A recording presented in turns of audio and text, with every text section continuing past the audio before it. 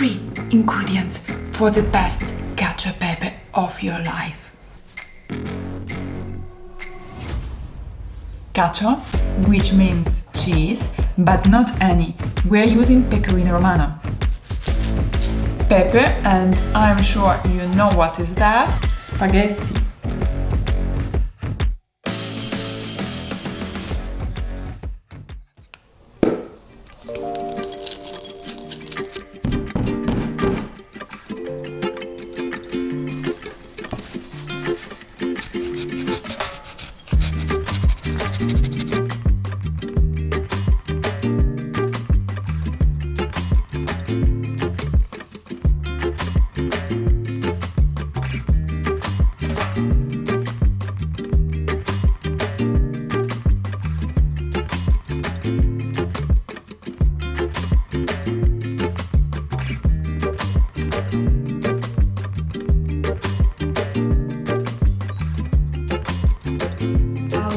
Of pasta cooking water,